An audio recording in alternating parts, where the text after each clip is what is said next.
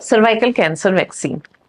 Cervical cancer vaccine से हमको first thought क्या आता है कि ये लड़कियों के लिए होती है और सर्वाइकल कैंसर को प्रिवेंट करने के लिए होती है।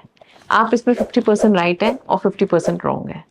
50% राइट इस तरीके से है कि जी हाँ, ये सर्वाइकल कैंसर को प्रिवेंट करने के लिए होती है, लेकिन मैं आपको ये बताना चाहती हूँ कि ये सिर्फ सर्वाइकल कैंसर के लिए नहीं होती है, बल्कि it prevents you against multiple warts, papillomas.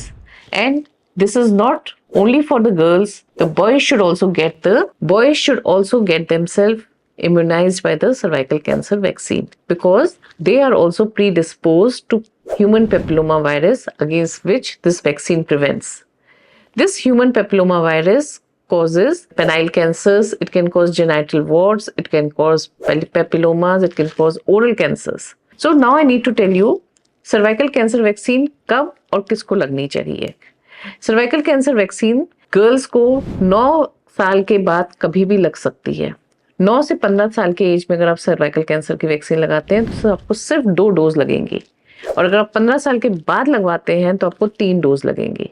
9 से 15 साल की उम्र में जो सर्वाइकल कैंसर का वैक्सीन लगती है वो 0 मंथ पे और 1 या 2 मंथ के इंटरवल पे लगती है, और उसके बाद अगर आप 15 ईयर से ज्यादा के हैं तो सर्वाइकल कैंसर के 3 डोज लगेंगे, जिसे पहली अगर आज लगी, सेकेंड 1 महीने बाद, और तीसरी उसके फर्स्ट के 6 महीने बाद। बहुत लोगों का ये क्वेश्चन होता है कि क्या सर्वाइकल कैंसर के वैक्सीन लगने के बाद हमको उसकी बूस्टर डोज की भी जरूरत है? नहीं, सर्वाइकल कैंसर के बाद आपको बूस्टर डोज की जरूरत नहीं है, और सर्वाइकल कैंसर की वैक्सीन में सर्वाइकल HPV के वायरस नहीं होते हैं, बल्कि उसके जैसे वो पार्टिकल्स होते हैं, इम्यून सिस्टम को रिस्पॉन्सिव बना देते हैं एंटीबॉडीज बनाने के लिए, so that it can fight the human papilloma virus if it affects you. अगर आपने HPV का वैक्सीन लगवा लिया है तो ऐसा नहीं है कि आपको सर्वाइकल कैंसर नहीं होगा, इसकी कोई भी गारंटी नहीं है, लेकिन सर्वाइकल कैंसर की इंटेंसिटी कम हो सकती है। क्योंकि इसका कारण क्या है? इसका कारण ये है कि बाय द टाइम आपने उसको लगवाया है, उससे पहले आपको ह्यूमन पेपिलोमा वायरस ने ऑलरेडी इफेक्ट कर दिया हो।